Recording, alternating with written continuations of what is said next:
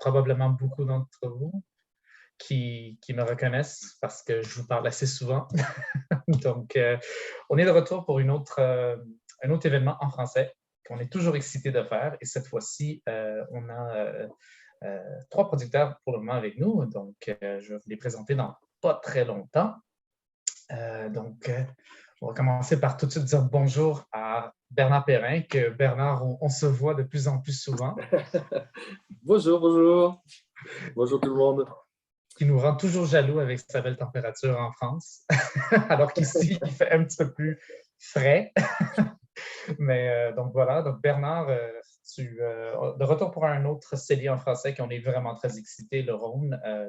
Vite, avant que j'aille plus loin avec la présentation de Bernard, juste dire comment va se dérouler la soirée pour les membres. Donc, vous êtes tous admis déjà dans le chat. Vous pouvez, bonjour Madame Bayer-Geron, vous pouvez juste nous envoyer vos commentaires dans le chat et comme ça, je vais pouvoir les lire aux producteurs. Si vous avez des questions, on va passer à travers avec eux. Et donc, si quoi que ce soit. Et généralement, on reste toujours un petit peu après pour parler entre nous. Et puis, si vous avez d'autres questions, bien, allez-y, ne vous gênez pas. Donc, je commence tout de suite avec Bernard.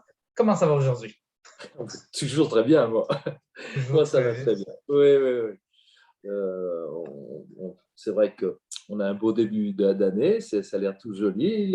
Cette année, j'espère que les vignes ne vont pas geler, parce que l'année passée, on a été malheureux de ce côté-là.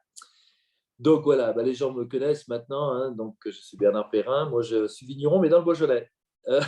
Mais Opimian me charge de trouver des vignerons et des gens qui correspondent à l'esprit Opimian. Et pour moi, c'est toujours une grande joie d'aller chercher ces personnes-là. Et donc, là, on parle de la vallée du Rhône, avec une petite surprise quand même, qu'on dira tout à l'heure. Oui. Donc, la vallée du Rhône, et là, je suis très content de vous présenter Yann, qui va vous parler de ses vins. Lui, je l'ai rencontré il y a quelques années, car j'ai 2 enfants, et dont un enfant, moi, est créateur parfumeur, et il habite dans le sud. Et un jour, en descendant dans le sud, on a un camping-car, et on s'était arrêté chez Yann pour déguster tous les vins. Et ça fait tilt, on s'est dit, voilà, il faut que cette personne travaille absolument avec le Canada. Donc, vous allez voir, c'est quelqu'un qui a tout compris dans la façon de travailler, dans la façon d'être. Et c'est pour ça qu'il cartonne vraiment chaque fois au Canada avec Opimian. Cette année, vous avez la chance d'avoir 49 vins, je crois, dans les Côtes-du-Rhône. Je crois que c'est vraiment une super belle liste. Hein, et donc, plusieurs vins de Yann. Et il y a des vins de Benoît qui pour l'instant, n'est pas là. Donc, j'espère qu'il va être là. Il doit avoir un problème qui lui est plus haut, et vers Valréas. Car Yann, lui, est vers les Costières de Nîmes. Qui habite vers Valréas et qui fait du vin sobre du Côte-du-Rhône. Voilà, j'espère qu'il sera là pour présenter ses vins. Et la petite surprise, c'est que, comme on disait tout à l'heure, hors connexion, chez nous, il fait souvent très chaud et on n'a pas l'air du sud. Vous savez, l'air marin du sud où on habite, donc ça fait vraiment un fer à cheval. Et du coup, il fait très chaud l'été. Et moi, je suis très, très content du coup d'aller en vacances, pas dans le sud, mais je monte la France, je monte jusqu'à Cherbourg, vraiment le plus en haut à l'ouest. Donc, c'est la pointe du Cotentin. Et où je vais depuis, je ne sais pas combien, plus de 20 ans en vacances là-haut pour me reposer. Et j'ai eu la chance de rencontrer Jocelyn et Léa, qui eux, ils vont vous parler d'un produit qui s'appelle le Pommeau. Je pense que vous allez être les premiers Canadiens à le goûter parce que c'est vraiment normalement un truc local. C'est un truc qui ne s'exporte pas, quoi. Et là, les Canadiens vont avoir la chance de goûter ça et ça vaut vraiment le coup. Mais je laisserai Léa en parler parce que, voilà, déjà de sa région, parce que c'est magnifique quand amis canadiens, quand vous venez en France, vous pouvez monter dans cette pointe du Cotentin. Déjà, malheureusement, des souvenirs moins marrants, il y a eu beaucoup de cimetières canadiens et américains du temps de la guerre, quoi.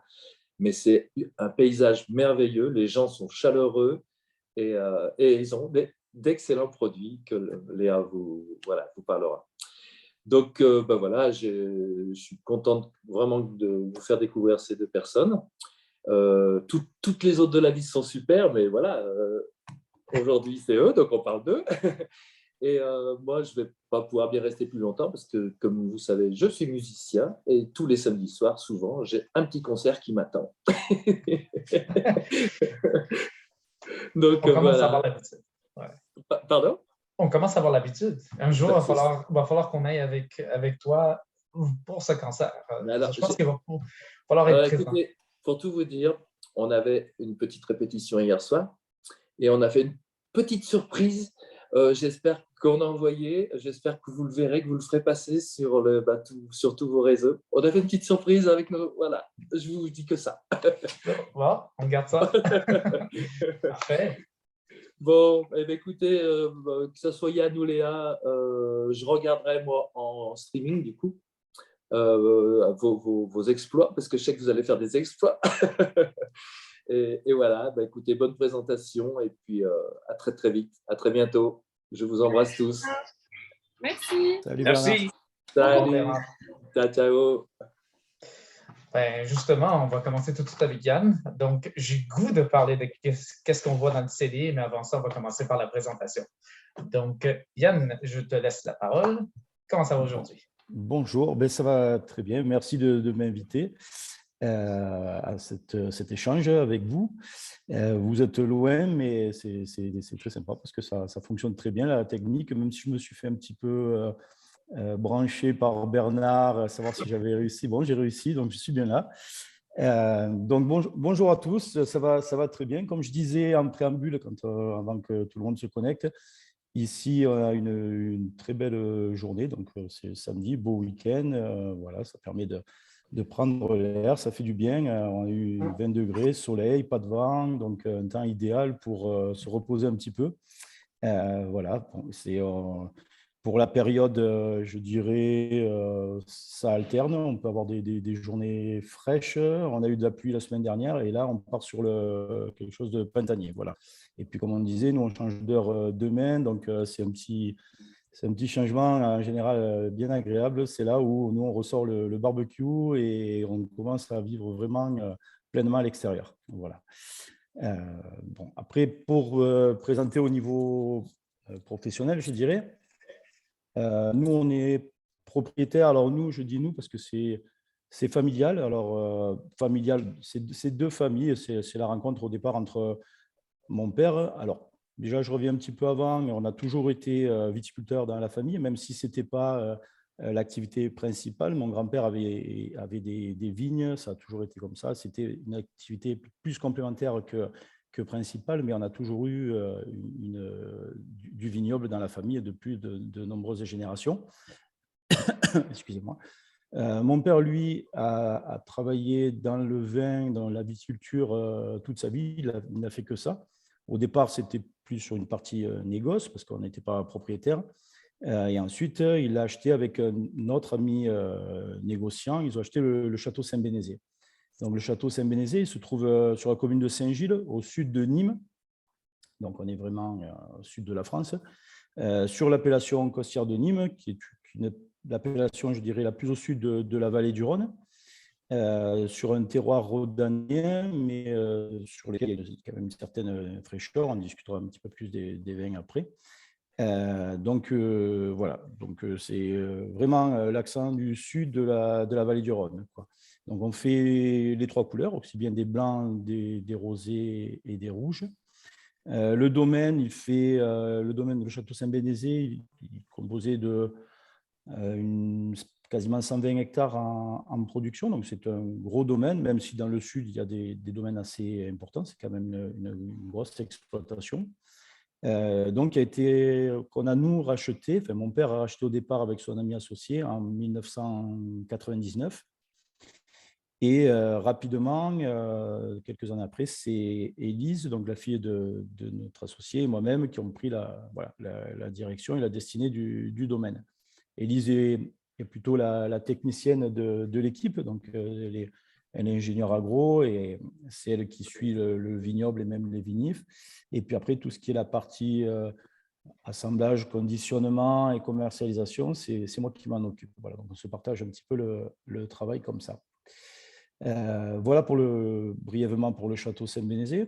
Les choses évoluant, et puis comme nous étions relativement jeunes et avec l'envie de faire développer un petit peu les exploitations et ce qu'on faisait, il y a un domaine qui n'est pas très loin du château Saint-Bénézet, qui est un peu plus au sud, toujours dans l'appellation côtière de Nîmes, qui est le château Bellefontaine, qui s'est vendu il y a une douzaine d'années maintenant, et que donc on s'est porté acquéreur, parce que voilà, c'était un domaine qui nous faisait rêver, parce que le vignoble, c'est celui qui est peut-être le plus beau de l'appellation côtière de Nîmes.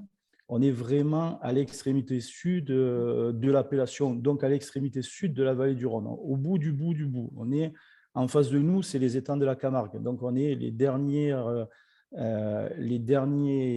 vignobles d'appellation avant de rentrer dans l'étendue de la Camargue, qui est l'embouchure de la vallée du Rhône.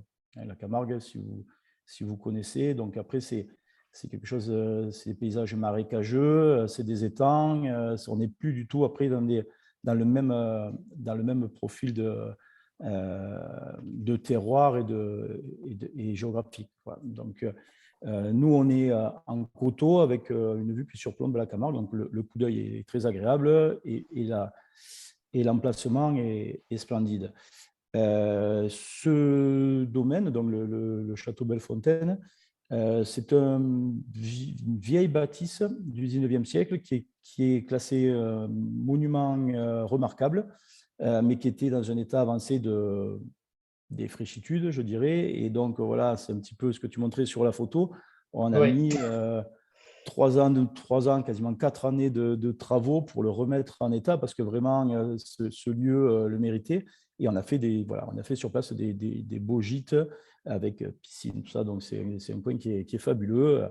Malheureusement, il faut qu'on l'amortisse. Donc, on le loue, on n'y vit pas. Voilà. Bon, mais c'est comme ça. Mais en fait, c'est vraiment un très beau lieu à découvrir si certains d'entre vous ont l'occasion de venir dans le sud de la France.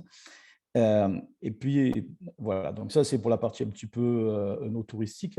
Par contre, nous, ce qui nous intéressait au départ, c'est quand même ce vignoble. Donc, il y avait une soixantaine d'hectares, 50 hectares autour de la propriété en un seul tenant, avec des très beaux terroirs, très bien exposés.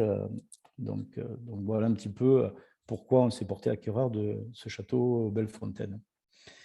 Et puis, voilà, comme on n'arrête pas d'avoir des idées, des envies, et puis qu'on regardait un petit peu plus bas, il n'y avait pas, parce qu'on était au bout du bout. Donc, on a regardé un petit peu plus haut, la vallée du Rhône. Et ça nous...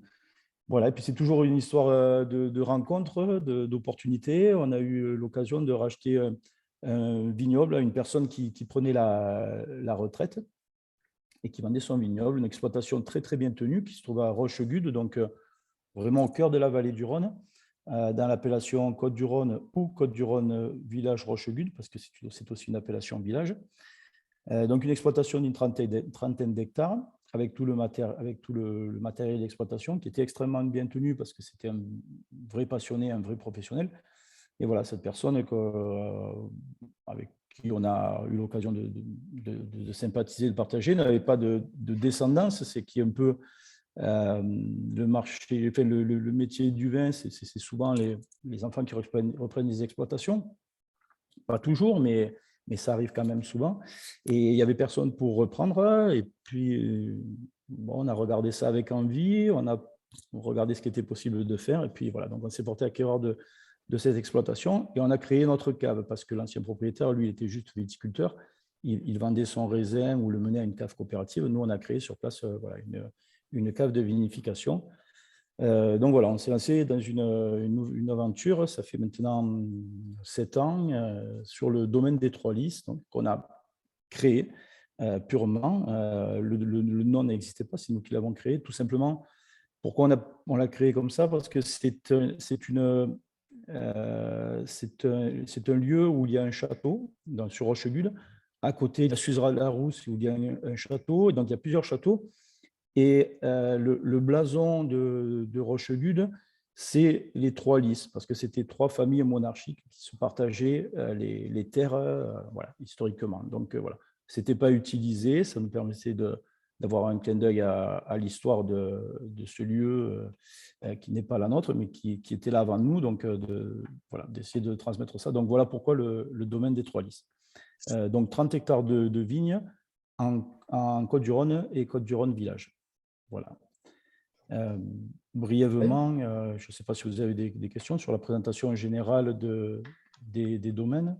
Et donc voilà, on travaille toujours et on est propriétaire et on travaille toujours avec Élise Bosse-Platière et moi. Donc c'est nous deux qui sommes voilà, à la tête de ces exploitations. Voilà. Donc ça reste bifamilial, voilà, parce qu'on n'est pas de la même famille. Alors de temps en temps, pour faire simple, on dit qu'on est cousins, mais bon, réellement, on est au départ amis, proches, très proches, parce qu'on est liés par le travail de façon quotidienne. Mais voilà, donc on est... Et il y a toujours mon père et le père d'Élise qui sont toujours là, avec un œil bienveillant et à qui on... Voilà, ce sont les patriarches, donc on leur rend des comptes, disons. Voilà. Les cousins vinicoles. Voilà, exactement, les cousins Voilà. vinicoles, exactement, c'est ça. On devrait changer de terme. On va dire ça. C'est sûr et certain que je ne peux pas me permettre de passer à côté, de parler un peu plus du côté onéotouristique, mais c'est sûr et certain que les vins en soi, ils ont l'air excellents, absolument incroyables. Et je crois que Château-Saint-Bénézet et Bellefontaine sont assez proches. Donc, si les membres veulent visiter et goûter et ensuite faire du vélo, ça se fait bien.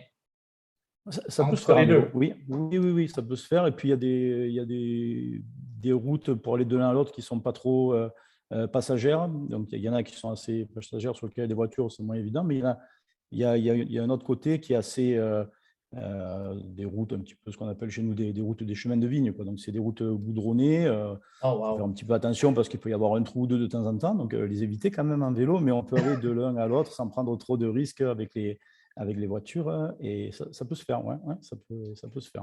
Donc, surtout si on pousse un peu trop la dégustation, il vaut mieux le vélo que la voiture. Ouais, c'est surtout dans cet angle que je prenais le vélo, que je Ouais, parlais. c'est ça. Donc, Ouais, aux membres compris. qui veulent visiter, bon voilà, l'invitation est faite. Et je vais retourner vite Avec... sur le Saint-Bénézet, parce que j'adore le Saint-Bénézet. Et ce que j'adore voir cette année, c'est qu'on a introduit le blanc. Donc, je sais que c'est pas la même, ligne, disons, mais il y a le blanc et un nouveau rouge. Donc, vraiment, on peut vraiment goûter tout au complet. Et le rosé m'intrigue, mais il a une belle robe. Il est incroyable. Ouais. Est-ce qu'on pourrait me parler un peu plus des vins du Saint-Bénézet? Ben, bien sûr, je vous les remontre rapidement là, à l'écran si c'est visible. Donc là, je suis pas mal là. Ouais. Oui. Donc là, il y a le rosé, donc le nouveau rosé 2021. En Château Saint-Bénézet aux Coste-Rive et son frère ou son grand frère ou son petit frère, comme on veut, en rouge. Donc ça, on les avait déjà tous les deux depuis quelques années. C'est les premiers qui sont rentrés sur le catalogue Opinion. Donc voilà, bon, rosé, rosé d'été par excellence, quoi. Donc on le voit, une couleur... un rose perlin, satiné, une très belle couleur qui donne envie et sur lequel on attend les beaux jours pour pouvoir boire ça très frais. Mais voilà, bon, sur le rosé 2021, on est très proche de ce qu'on avait déjà par le passé l'année dernière. Donc, rosé frais, c'est assemblage Grenache-Syrah, à peu près moitié-moitié, peut-être même 60% Grenache ou 55% Grenache, 45% Syrah. Et voilà, donc de la fraîcheur, quand même de la vivacité, même si on est dans le sud, donc une belle vivacité. Et voilà, des notes de fruits, des notes de poire, des notes d'agrumes un petit peu. Ça finit un petit peu sur un petit peu de vivacité qui finit sur le citron, le pamplemousse un petit peu. Donc voilà, avec un petit côté fruité, un petit peut-être fruits rouges, un petit peu côté framboise, voilà. Donc quelque chose que vous connaissez déjà sur le rosé, sur le rouge aussi, donc eau de Coste-Rive rouge, donc Grenache Syrah. Donc là on est majoritairement sur du Grenache, donc je le remonte. Donc là on est sur quelque chose de vraiment rond, goulayant sur le fruit, facile à boire. Il y a pas les tanins sont fondus, donc un plaisir vraiment sur du plaisir immédiat, et puis un petit peu des notes de fruits rouges, des notes de fruits mûrs. Donc voilà, ça reste souple, facile, un vin, je dirais, quasiment à boire tous les jours avec toutes sortes de plats. Hein. Donc ceux-là, vous les connaissez. Et donc, depuis cette année, on a rentré les deux nouveaux. Alors, pour vous, hein, pas pour moi, parce que nous, ça fait déjà quelques années qu'on les fait, mais les deux nouveaux pour vous, donc, qui est la gamme Moulin Baguet, donc qui est la gamme supérieure, qui est en blanc et en rouge. Bon, blanc 2021, que vous avez donc en cépage Roussanne, Vionnier et Grenache blanc. Et ensuite, le rouge, on est toujours sur du Grenache Syrah. Nous, on est les rois du Syrah et de la Grenache chez nous. Veuillez m'excuser. Mais là, par contre, on est sur une majorité de Syrah. Donc, on est 70% de Syrah et 30% de Grenache. Donc, on est sur un produit qui reste souple quand même, qui reste quand même sur... on n'est pas sur de la dureté, au contraire, on est quelque chose qui est très suave, qui est très rond, mais un peu plus de maturité, je dirais, quelque chose de plus mûr, de plus complet, légèrement plus puissant que le Coste Rive. Mais par contre, voilà, avec une finesse, une longueur en bouche, quelque chose de super agréable. Donc, un petit peu plus corsé, un petit peu plus puissant, mais toujours dans cet esprit quand même de vin plaisir, quoi. Voilà. Voilà un petit peu en quelques mots les vins de Saint-Bénézet qui seront dès cette année au catalogue Opimium. Parfait. Et au niveau Bellefontaine, je sais que vous êtes excité pour... Ouais, alors, nous aussi, on veut l'entendre. Alors voilà, alors Bellefontaine, alors je vous montre les bouteilles, donc blanc et rouge en Costia.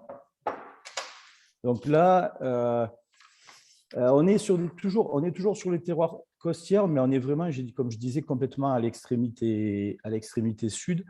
Et là, pareil, c'est vraiment, on est allez, je ne vais pas dire dans la dentelle, ce serait exagéré, mais on est vraiment sur de la finesse, de l'élégance, avec des blancs qui ont une vraie fraîcheur, alors que c'est vrai que dans le sud de la France, il y a des blancs par rapport à ce qu'on peut avoir dans d'autres régions viticoles qui sont un petit peu lourds parfois, alors que là, on a vraiment l'effet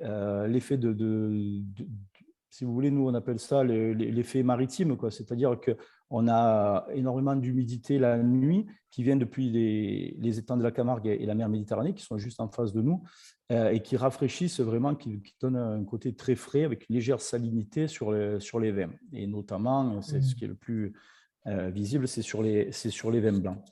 Donc là aussi, on est sur une majorité de Grenache blanc, Roussanne et Vionnier. Donc quelque chose de très aromatique, parce qu'on finit par des notes de Vionnier, sans que ça prenne trop le dessus non plus. Mais voilà, quelque chose d'élégant. C'est pas massif, c'est vraiment élégant. C'est vraiment, on travaille sur quelque chose d'assez fin. Voilà un petit peu pour le blanc. Et pour le rouge, on reste dans les standards un petit peu de ce qu'on fait en Costière sur le Saint-Bénézet, mais on est vraiment sur une sélection et sur une concentration supérieure. Là, on est vraiment sur quelque chose de plus puissant. Alors, puissant, ça ne veut pas dire dur, hein, loin de là. Hein, on ne cherche pas à surextraire, on n'aime pas trop les tanins durs, les choses agressives. Au contraire, on cherche vraiment de la rondeur, de l'opulence, mais toujours avec ce côté fruit, ce côté plaisir. Voilà, donc on reste toujours quand même sur quelque chose qui est très équilibré, qui est doux, qui est plutôt raffiné, avec des notes là de groseille, de cassis, donc voilà, vraiment un concentré de fruits, quoi. Voilà, un concentré de fruits. Une petite parenthèse vite, parce que je pense que j'ai vu le bouchon du Bellefontaine blanc. Oui. Alors voilà, le bouchon, Ben, je vais l'ouvrir. Donc, du coup, pas besoin. Il suffit que je dise ça pour que ça ne marche pas. Si, c'est bon, je vais y arriver. Voilà. Ça s'enlève à la main et c'est un bouchon qui est en verre, tout simplement. Alors, je ne sais pas si vous avez l'habitude d'en avoir. Nous, c'est un petit peu voilà, c'est un petit jouet, je dirais. Hein. C'est un petit bijou, voilà, c'est réutilisable. Ça, on le garde dans la cuisine, voilà. Donc on se retrouve avec un bouchon comme ça. C'est un bouchon vert où il y a juste un tout petit opercule en plastique pour que ça ferme complètement, que ce soit complètement hermétique. Et voilà, et qui se remet aussi bien qu'on l'enlève, on le remet. Et puis, une fois qu'on a fini cette bouteille-là, on le garde pour les autres, pour s'il y a des bouteilles qui ne sont pas finies dans le frigo. Voilà. Ils sont à l'effigie du domaine de Bellefontaine. Je ne sais pas si on le voit. Oh, wow! C'est le, Ouais, voilà, c'est le logo. Donc voilà. Et ça se fait beaucoup chez nous. Enfin, ça se fait beaucoup. Ça ne se fait pas beaucoup, mais ça se fait sur des blancs et des rosés. Donc, sur des vins qui ne sont pas c'est pas des vins qui sont amenés à être gardés pendant 5, 8, 10 ans. Quoi. Sinon, après, on reste sur du traditionnel avec des bouchons en liège, tout ça. Mais sur des vins à boire dans le 1 an à 2 ans, c'est complètement hermétique. Donc, ça ne permet pas d'évolution du vin. Mais par contre, ça ne permet pas ça ne s'oxyde pas, il n'y a aucun problème. Donc, c'est complètement hermétique. Voilà. Et puis, il y a le côté sympa voilà, de ce bouchon. Et puis, il y a les gens aussi, nous, sur les plages d'été, tout ça, qui aiment bien parce que c'est facile à ouvrir. Quoi. Donc, ils ouvrent, ils servent, ils referment. C'est plus facile quand il y a un petit peu de l'animation du monde qui boit en même temps. Pour servir, c'est plus rapide que de sortir le tire-bouchon et ouvrir la bouteille. Voilà. C'est un côté pratique. Aussi. Très vrai, très, très vrai. En tout cas, voilà. J'ai remarqué tout de suite et je sais que j'ai plusieurs gens dans mon entourage qui vont vraiment triper là-dessus. Ouais, écoutez, super. Les bouchons sont prêts. J'espère que les bouteilles, parce que c'est. Alors, je ne sais pas, je parle peut-être à mes confrères vignerons, là. C'est très, très compliqué. Il y a une grosse tension en France sur les approvisionnements de verre, de bouteilles de verre, tout ça, pour faire les mises en bouteille. Donc, j'espère qu'on aura tout. C'est tout en train d'être reproduit. Donc, j'espère qu'on aura tout pour conditionner avec les bouchons, le verre, tout comme il faut. Bon, normalement, on croise les doigts et qu'on puisse faire ça. Il ne devrait pas y avoir de problème. Voilà. Ils seront bien attendus. Ouais. Donc, le dernier, et non le moins, le domaine des Trois Lys, qui très rapidement, non seulement est devenu un des favoris des membres, mais en plus, cette année, il y a les Truffes Noires qui a gagné un prix. Oui. En plus. Oui. Du coup, donc, sur le domaine des Trois Lys, donc là, on est en Côte-du-Rhône. Vous aviez la cuvée Tradition. Vous avez déjà fait l'année dernière, donc cuvée Tradition qui est toujours au programme.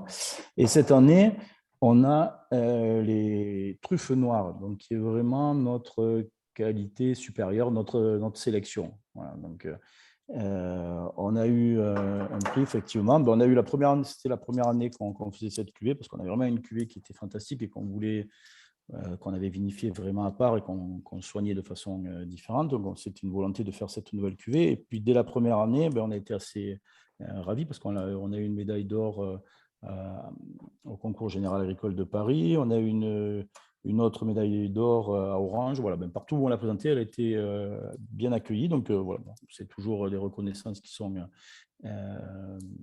agréables à recevoir. Donc voilà, à découvrir, mais là, on est vraiment. Alors, comme je disais, on est vraiment. Là, on remonte sur les Côtes-du-Rhône. Donc, on laisse tomber la vue sur les étangs de la Camargue. Là, on est vraiment en plein cœur de la vallée du Rhône. Donc, des terroirs de galets, hein, comme on peut voir à Châteauneuf. Donc, c'est quasiment les mêmes, hein, des galets roulés, des grès qui sont sur l'ensemble du vignoble. Pour reprendre un petit peu la dégustation des cuvées, donc on est sur du Grenache Syrah Vieux Carignan, sur la cuvée Tradition que vous avez déjà eu l'an passé, sur le millésime 2020. Là, on est on est sur des vins qui sont toujours un petit peu avec notre esprit de faire des vins qui sont ronds, souples sur le fruit, donc pas de surextraction, toujours du vin plaisir, mais avec des notes un petit peu plus, voilà, des notes vraiment rhodaniennes, des notes épicées, des grenaches très mûrs, voilà, une belle complexité d'arômes. Ensuite, quand on monte sur les truffes noires, alors là, voilà, c'est vraiment, là, on s'est amusé, enfin, on s'est amusé, oui, on s'est amusé parce que quand on a le résultat, c'est toujours, voilà, c'est toujours du plaisir, donc quelque part, c'est de l'amusement. On s'est amusé à vraiment soigner cette petite cuvée sur laquelle on a fait peu de volume, sur des vignes avec des rendements plus faibles, donc vraiment quelque chose de très abouti, de très soigné, et sur lequel on a voilà, une relative fierté. On est pareil sur Grenache Syrah, des notes de vieux Carignan aussi, mais avec des arômes de prunes, de cerises, de fruits rouges qui sont hyper prononcés, quelque chose, voilà, de très fruité, très aromatique. À découvrir, voilà. Je vous laisse juge de savoir lequel vous préférez, mais voilà, deux beaux vins, donc un domaine des traditions un petit peu plus, je dirais, facile à boire pour tous les jours, et une cuvée truffe noire. Alors pourquoi truffe noire? C'est parce qu'on est dans la région de la truffe, hein, donc il y a beaucoup de truffes. Donc entre certaines de nos parcelles, il y a des chênes truffiers et des gens alors nous, c'est pas notre métier, mais par contre, quand on a l'occasion d'en manger, on en profite. Donc on a quelques voisins qui cultivent la truffe noire. Donc voilà, c'est un petit clin d'œil à cette agriculture qui se trouve sur le même territoire que celui de notre domaine, voilà, celui de nos voisins du moins. Super. Donc, Voilà. avant de passer à Léa, est-ce que vous avez des questions pour Yann? Est-ce que quelqu'un aurait quelque chose de particulier à poser à Yann comme question? En dehors du fait que genre, il a un super beau domaine et qu'on doit absolument aller visiter maintenant qu'on a le droit. Vous êtes les bienvenus. Vous êtes les bienvenus. Non, mais c'est vrai que ce domaine des Trollis, alors c'est on se sent seul au monde, entouré de vignes avec de beaux paysages, voilà, une décoration soignée en gardant l'esprit du vieux mas, mais voilà, on a tout refait complètement à neuf. Du beau mobilier, voilà, des piscines extérieures, des barbecues, des jeux pour faire de la pétanque, du ping-pong, tout ce qu'on veut, et puis des balades à pied ou à vélo et des activités dans la région parce que c'est une belle région. Il y a beaucoup de choses en plus de la viticulture. On mange bien et il y a beaucoup de choses à visiter. Voilà. Que ce soit depuis la mer Méditerranée jusqu'à la ville de Nîmes, la ville d'Arles, la Camargue, on a beaucoup de choses à voir. Donc, si vous ne connaissez pas, il faut venir. Tout à fait d'accord. Donc, je vois que pour le moment, on n'a pas de questions, mais si vous en avez, n'hésitez pas, mettez-les dans le chat, puis on pourra revenir après sur Yann sans aucun problème. Donc, on part du sud plutôt chaud en ce moment même, que je devrais dire, et on va monter vers le nord, vers Léa. Et Léa, d'abord, bonjour Léa. Merci de nous recevoir. Donc, un peu différent, mais allez, bon. Moi, je suis très, très excité que Léa et le produit qu'elle représente soit là. Je lui ai dit déjà, donc c'est même pas une surprise. Donc, je te laisse la parole, Léa. Alors, enchantée, bonjour à tous. Merci de nous recevoir. Juste pour faire une petite parenthèse, aujourd'hui, là, on est dans le restaurant de Jocelyn. Donc, Jocelyn, c'est le cerveau un peu de la marque. Tout est né de lui. C'est son idée à la base et moi, je l'accompagne. Et il est restaurateur. Donc aujourd'hui, on est dans son restaurant. Donc si vous entendez un petit peu de bruit à droite, à gauche, c'est le service. Et il est en cuisine. Donc il va venir nous rejoindre après, quand il aura fini ses prochains plats. Il sera très, très heureux de vous parler de la naissance de sa marque et de toute la réflexion qu'il a eue autour de la marque Odin Spirit, donc l'esprit d'Odin en français, puisque c'est une marque qui tourne autour des Vikings. Donc aujourd'hui, on est dans une région normande qui est connue pour les vaches l'herbe verte, le lait, le beurre, la crème, mais aussi les plages du débarquement quand on remonte un petit peu en arrière. Nous, on est remonté encore plus en arrière, donc à nos ancêtres, les Vikings. Et on a voulu exploiter la pomme, qui est un peu le symbole emblématique de notre région. Et des boissons qui sont phares ici et qu'on boit beaucoup, qui sont faites donc à base de pommes, du calvados, du cidre, du jus de pomme, du pommeau, de la liqueur, etc. Donc ça, on vous en parlera après quand Jocelyn va me rejoindre. Donc voilà, c'est une région, on est complètement bordé par la mer. Là, je sors du restaurant, je fais 3 mètres, j'ai les pieds dans le port de Barfleur, qui est un tout petit village. Donc là, il fait nuit, malheureusement, je ne peux pas vous montrer. Et puis, on est dans le nord, il a fait très beau, mais il fait un peu froid. Vous voyez bien, j'ai le petit feu de cheminée derrière moi pour nous tenir au chaud. Donc voilà, après, c'est, comment dire, ce sont des boissons, on vous en parlera plus en détail, mais en fait, les pommes, enfin les pommiers, qui poussent beaucoup ici, c'est pareil, en fait, l'air est brassé par les embruns constamment parce qu'on a beaucoup de vent. Donc, ça donne un petit goût aussi à nos boissons spiritueuses. Donc voilà, je me suis un peu emballée sur la région, mais je ne me suis pas présentée. Donc moi, je suis Léa, je suis encore étudiante, j'ai 25 ans. Je finis mes études un peu tard parce que j'ai préféré voyager avant. Je suis en commerce, marketing. Aujourd'hui, je travaille dans un laboratoire pharmaceutique pour finir mes études avant de me consacrer à 100% à la pomme.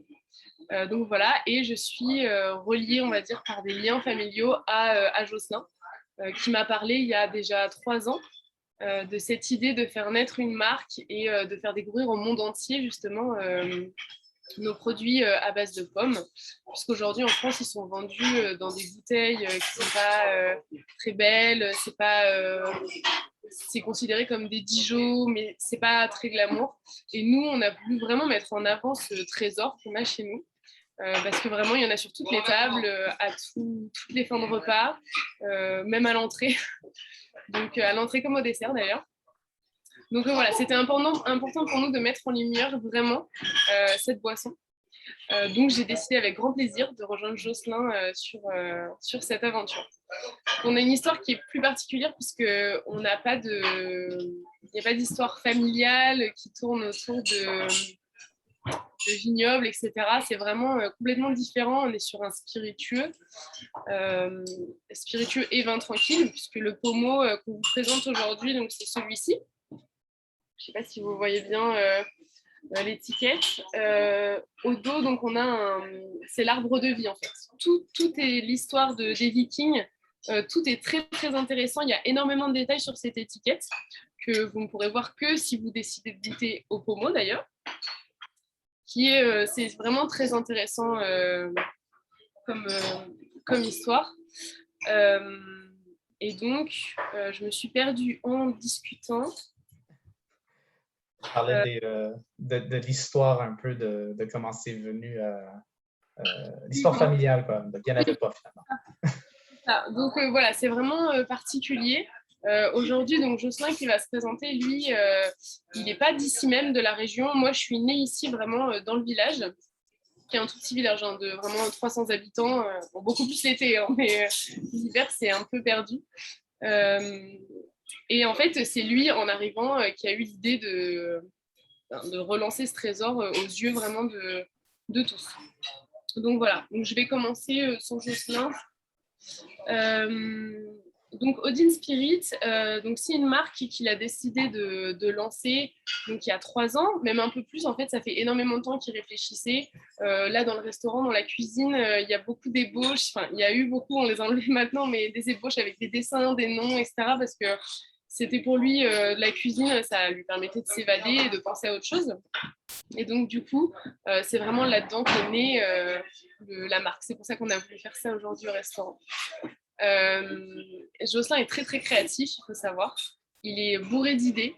Donc, j'espère que vous découvrirez d'autres spiritueux, d'autres boissons, d'autres produits qui accompagneront vos repas, puisque on a un carnet de développement de produits qui est impressionnant. Mais c'est quelqu'un de très cher dans la famille. Donc voilà. Je vais juste prendre une seconde pour l'appeler et je reviens tout de suite.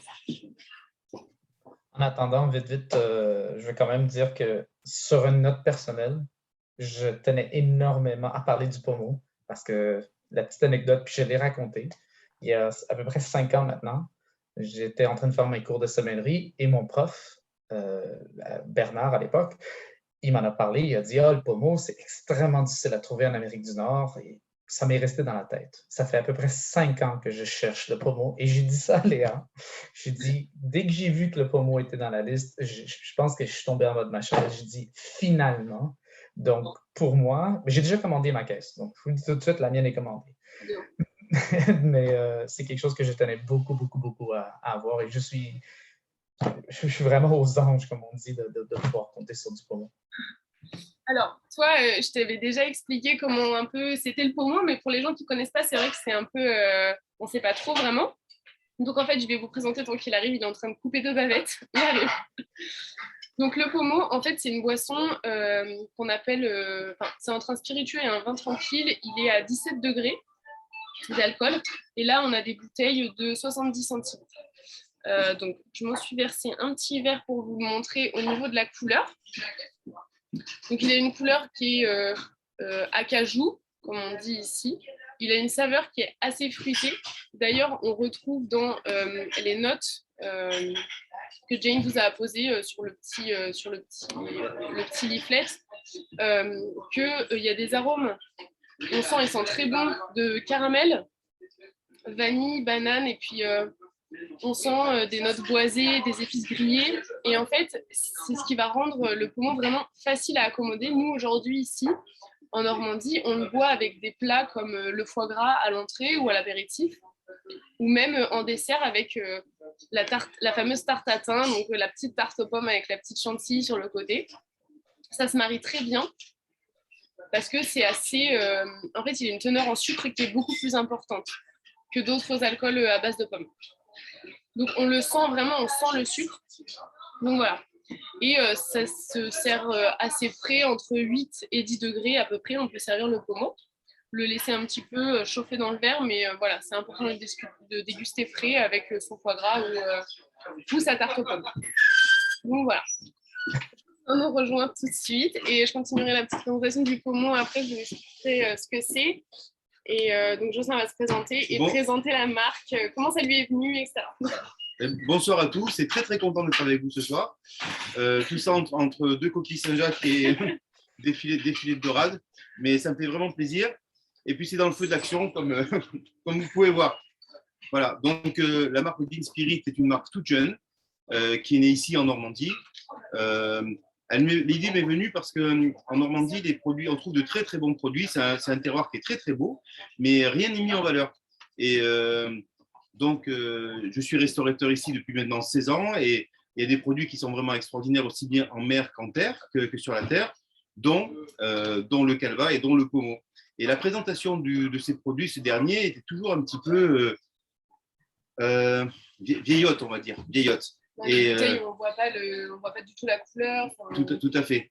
Et donc, je me suis mis en tête de changer tout ça et de transformer, de pouvoir envoyer au plus grand nombre ces produits qui valent vraiment la peine. Donc, avec l'aide de Léa, on a réfléchi à toute une mythologie. Et comme la Normandie est une terre de vikings, on s'est dit, tiens, ça serait très bien de pouvoir conjuguer les deux, l'histoire et le produit. Et c'est comme ça qu'Odin Spirit, l'esprit d'Odin, est né. Donc, c'est un apprentissage, c'est un métier que l'on découvre au fur et à mesure du temps. C'est vraiment passionnant. Et ce qui nous passionne encore plus, c'est de faire connaître ce magnifique terroir, ces magnifiques produits à nos cousins d'outre-Atlantique. Voilà. Jocelyn, Léa, est-ce que vous pouvez rentrer un petit peu plus en détail de comment est fait le pommeau? Oui, évidemment. Alors, le pommeau, il faut savoir que c'est un mélange de jus de pomme, mais non fermenté. Donc, c'est là que vient sa teneur en sucre, et de calvados. Donc le Calvados, ça, c'est une eau de vie en fait, qu'on obtient par distillation du cidre. Et donc à partir de ce Calvados, on le mélange en fait avec du jus de pomme non fermenté et ça nous donne un pommeau. D'où en fait le côté sucré, mais assez, je vais pas dire faible en degré d'alcool puisqu'on est à 17% quand même, mais moins fort qu'un Calvados, par exemple une eau de vie qu'on prend en digestif ou vraiment en sec comme ça en verre sniffer après le repas. Donc voilà, le pommeau, il faut savoir qu'en fait, donc son goût, comme je vous ai expliqué, comme Jane nous évoque à la aussi. vôtre en tout cas. Ouais, c'est vrai que Vous nous rendez jaloux, là. comme Jane a évoqué aussi, elle dit dans ses notes ressentir vraiment le chêne, c'est parce que le pommeau, il est vieilli dans des fûts de chêne.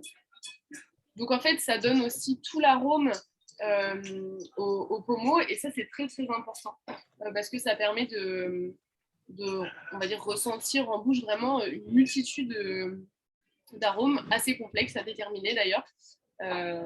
Mais voilà, tout est dans l'épicé, le boisé et le sucré avec la vanille, le caramel, comme dit Jane. Donc, voilà, très facile à boire. Attention, un peu trop. C'est très très vite. Hein. Jocelyn, toi qui viens de sortir de la cuisine, est-ce qu'il y aurait des plats? Je suis sûr qu'il y en aura plein que tu vas suggérer. Oui, alors moi, à suggérer, j'ai bien évidemment le foie gras, parce que le poumon peut se déguster aussi bien sur une entrée que on peut le prendre aussi, au moment du dessert. Par exemple, on fait très fréquemment ici la recette de la poire au pommeau, et normalement c'est la poire au vin, et nous on fait une poire au pommeau, et donc c'est délicieux.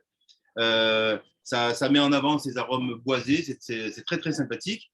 Il y a des tas de recettes qu'on peut acclimater. Par exemple, la canette, je sais qu'au Canada, au Québec, vous chassez beaucoup le gibier et les oies, le canard, un bon filet d'oie ou de canard avec un pommeau, c'est vraiment, je peux vous le dire, vraiment excellent. Parfait. Et je vois déjà en passant ici que j'ai des questions de nos membres, donc je vais vous les passer. Monsieur Castonguay, Marc-André, qui vient du Nouveau-Brunswick de mémoire, il demande, est-ce que le pommeau se garde bien pendant plusieurs années? Oui, c'est sans aucun problème. Une bouteille de pommeau fermée comme ça, peut se garder vraiment, mais vraiment de très longues années, il n'y a aucun problème. Mais une fois que vous l'avez entamée, vous ne la garderez pas un an. Voilà. C'est pas pas de eau, comme on dit. Par chance, les caisses viennent en 3, avec 3 bouteilles, donc ça va, c'est pas mal. J'ai aussi Robert qui demande si c'est disponible en Alberta. Eh bien oui, c'est disponible à travers nous. Je n'ai jamais trouvé personnellement en dehors de chez Opinion, donc je devine que ça va être pas mal utile. En France, c'est une boisson qui se trouve beaucoup en Normandie, évidemment, mais c'est vrai que ailleurs qu'en Normandie, on n'en trouve pas toujours, à part peut-être dans des caves un peu spécifiques. Mais sinon, oui, même c'est vrai que le pommeau, on en trouve assez peu, parce qu'il est fait que ici, et c'est assez typique. Donc les gens le découvrent ici. Après, on peut essayer d'en faire dans le sud, mais c'est pas la même, parce que les pommiers ici, donc, comme je disais, l'herbe, les embruns, etc., donnent le petit goût. Et c'est une pomme qui est spécifique, c'est une pomme qui est douce amère. C'est une variété assez spécifique. C'est pas des pommes comme on mange nous en dessert. C'est assez. C'est pas des pommes à couteau comme on appelle. Voilà. Ouais, voilà. Ouais. Ça me permet tout de suite de lancer vers Yann. Est-ce que Yann a déjà goûté du pommeau? J'ai une question après pour toi. J'ai goûté une seule fois et c'était très bien. Mais c'est vrai qu'on en trouve peu chez nous. On a peu l'habitude. C'est vrai que dans le sud de la France, ça se boit relativement peu. Bon, mais j'ai eu l'occasion de goûter et j'en ai un bon souvenir, effectivement. C'était excellent. Et le pommeau, alors? Pardon, excusez-moi, je n'ai pas entendu. Le pomme de Venise et le pommeau. Quelle préférence? Ah, le pomme de Venise. Il faudrait que vous m'envoyiez une bouteille, il faut me rafraîchir la mémoire, je ne sais pas, il faut que je regoute. Mais non, je pense que c'est quelque chose de différent. Très, très bien ton coin. Ouais. Je suis de Bolène, alors. Ah, ben oui, à Bolène. Ben, nous, le domaine des Trois Lys, c'est à Rochegude, donc vraiment tout à côté de Bolène. Voilà, c'est à quelques kilomètres. Ouais. Donc, je permets vite de lancer une autre question à Yann parce que ça vient d'un autre de nos membres. Est-ce que vous pouvez donner quelques exemples de plats qui s'accordent très bien avec vos vins? Je pense que c'est une question un peu plus générale, si j'ai compris, donc pas juste nécessairement. Les plats qui s'accordent avec mes vins. Alors, il y a plusieurs choses qui peuvent s'accorder. Bon, je vais démarrer avec les blancs. C'est des blancs, alors soit comme le rosé à l'apéritif, il n'y a aucun problème, donc seul en apéritif. Soit c'est vraiment des vins pour tout ce qui est fruits de mer, crustacés, donc avec les blancs, il y a un très bel équilibre parce qu'il y a une belle, comme je disais tout à l'heure, il y a une belle vivacité, donc on peut vraiment sur tout ce qui est poissons, fruits de mer, des huîtres, des moules. Je ne sais pas si vous avez l'occasion de manger ça chez vous, mais chez nous, ça se fait relativement souvent. Et après, toutes sortes de poissons. Sur les rouges, je dirais toutes les viandes grillées, tout ce qui est grillade, ça, feu à volonté, quoi. Donc là, on peut y aller, que ce soit des côtelettes, des saucisses grillées, des magrets, magrets de canard, tout ça. Donc ça, aucun problème, ça joue très très bien. Après, sur des plats cuisinés aussi, alors après, il y a des vins sur les Saint-Bénézé ou sur le Tradition, sur des plats très simples comme des pizzas ou des pâtes, voilà, ça le fait très bien, c'est le vin plaisir par excellence. Après, si on part sur des plats un petit peu plus, un peu plus massifs, il faut monter sur les truffes noires, sur les 3 lys, sur les truffes noires, dès qu'on va partir sur des plats un petit peu de plats en sauce. Des sauces au vin ou des plats un petit peu plus épicés, ou sinon il faut partir sur le moulin baguet rouge, voilà, où il y a un petit peu plus de structure pour comparer la différence avec des plats un petit peu plus épicés. Voilà, dans les grandes lignes un petit peu ce qu'on peut faire. Et puis après, bien entendu, nos vins rouges avec les fromages, ça nous on fait beaucoup avec les fromages. Je ne sais pas, au Canada, je ne sais pas au niveau de la consommation de fromage, c'est quelque chose qui est répandu, mais en France, on aime beaucoup ça et c'est vrai que ça marche très bien, quoi, avec nos vins rouges. On a déjà faim. Eh bien, ouais. On a un invité qui vient d'arriver, Monsieur Benoît. Vous êtes encore sur... on va essayer de vous... Parce que votre micro, il est en ce moment... Le mien? Oui. Ah. Non, c'est Monsieur Benoît Chagnon. On va faire ça. Bon, puisqu'on a la chance d'avoir les 3 producteurs, on va parler de Château Mon-Plaisir. Je pense que...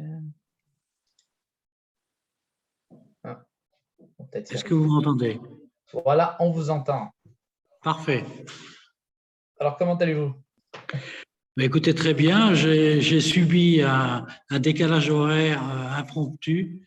Je devais être là à 8 heures, j'ai compris maintenant, et en fait, j'avais prévu 9 heures. Donc, désolé de ce retard. Aucun problème. Donc, on va... Malheureusement, comme le temps file, on va essayer d'y aller un petit peu plus vite quand même, mais je suis déjà très, très content de pouvoir vous compter parmi nous pour le Château Mon-Plaisir et je pense que le monde aussi va être très content. Donc,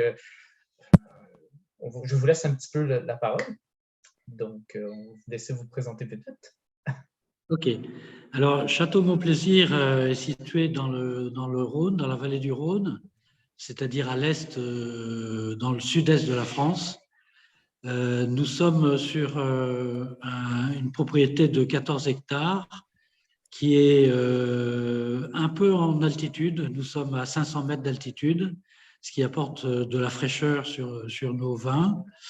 On est sur un terroir à la fois sableux mais également calcaire avec des galets roulés. C'est l'ancien lit de torrent de l'époque tertiaire. Donc, ça apporte un côté minéral et c'est des sols très drainants, mais qui sont très appropriés pour la vigne. Notre activité vin est complétée par une activité d'hébergement. Donc, nous avons derrière moi, vous voyez peut-être la maison qui est le Château Mon-Plaisir, dans lequel nous accueillons des chambres d'hôtes. Et nous aurons d'ailleurs un groupe qui vient du Canada, qui va s'arrêter chez nous en mai prochain dans le cadre d'un voyage de découverte des vins. Super. Et d'où on a la chance de pouvoir, dans ce CDC, vous offrir 3 vins de votre domaine. Un qu'on a eu l'année passée, donc le cuvée Mon Plaisir Safre. Mais cette année, on présente 2 nouveaux aussi, que vous allez trouver à la page En Passant 41 si vous avez de cellier devant vous, qui est le Vieil Grenache et les Hauts Galets aussi. Donc, est-ce que vous pouvez nous en dire vite un peu là-dessus? Parce que c'est 2 médaillés en plus. C'est pas mine de rien, c'est 2 médaillés. Oui. Alors, on va commencer par Vieil Grenache, si vous voulez bien. Vieil Grenache, c'est une bouteille, c'est cette bouteille-là, vous voyez, avec une étiquette un petit peu dans les oranges, qui est un petit peu flashy, mais très distingué. C'est un vin que je dirais qui est rond, gourmand et fruité. Donc, c'est un vin pour lequel nous avons fait une macération très rapide, de l'ordre de 10 jours, pour éviter d'extraire trop la matière des grains de raisin et donc de faire un vin qui soit plus léger, moins structuré, mais donc un vin de copain, si vous voulez, un vin qu'on va boire plus facilement. Donc, il est très rond, il est gourmand, il est sur le fruit. C'est un Grenache pour 95% avec un petit peu de Syrah. C'est un vin qui ne se conservera pas très longtemps, je dirais que sur 2 ou 3 ans simplement. Mais il ira très bien sur l'apéritif, il ira facilement sur des repas de grillade ou de barbecue. Donc, c'est un vin qui ira aussi l'été quand il fait chaud. Voilà pour Vieil Grenache. Ensuite, nous allons passer, je vais dans l'ordre de la complexité des vins. Donc, je vous fais goûter maintenant, je vais décrire le vin qui s'appelle Safre, qui est notre cuvée Mon Plaisir. C'est celui qui était là l'année dernière pour le millésime 2018. Et là, nous présentons le 2019. C'est un vin qui est un peu plus complexe, pour lequel la macération a duré 3 semaines. Donc là, nous avons une période d'extraction de la matière des grains de raisin, donc la pulpe, le jus, les tanins, la partie olfactive. Et donc, c'est un vin qui est plus structuré, qui tient bien en bouche, qui a une jolie complexité, mais qui est toujours dans la rondeur, qui est installé sur des safres, donc du sable compressé, qui apporte beaucoup de finesse au Grenache.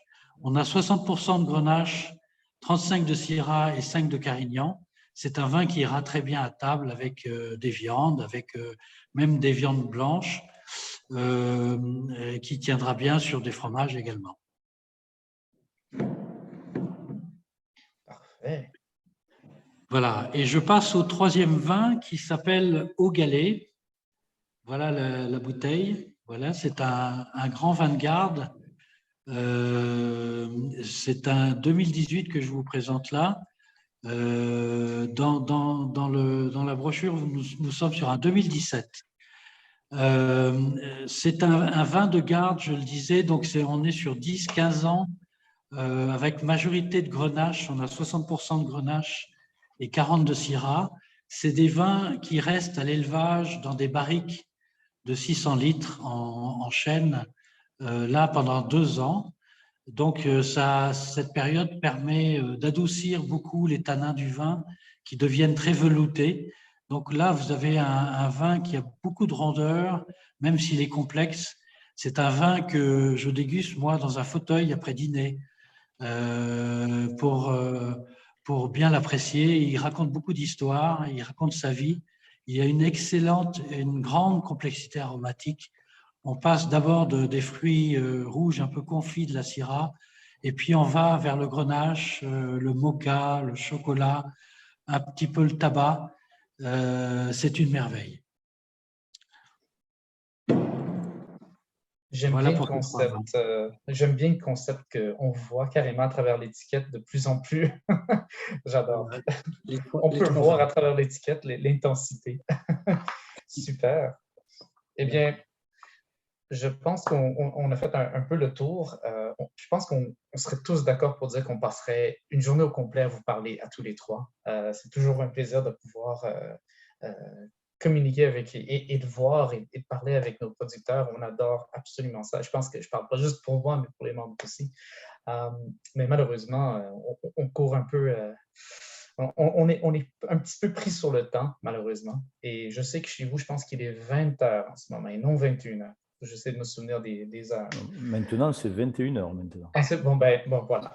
On a commencé à 20 heures. Maintenant, c'est 21 heures. Ça y est, on y est à 21 heures. J'ai failli dire 22 heures, pareil.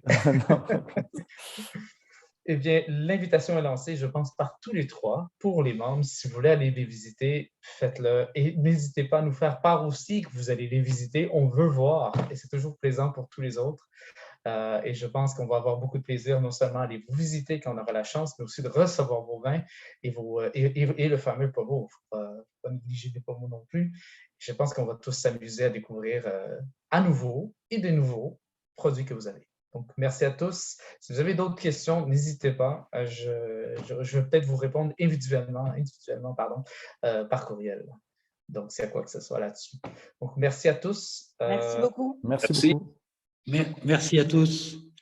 Bienvenue. Bonne soirée. Merci, une bonne après-midi pour vous et une bonne soirée pour les Français. Bonne soirée. Bye bye. À la prochaine. Au revoir. Au revoir. Bonsoir.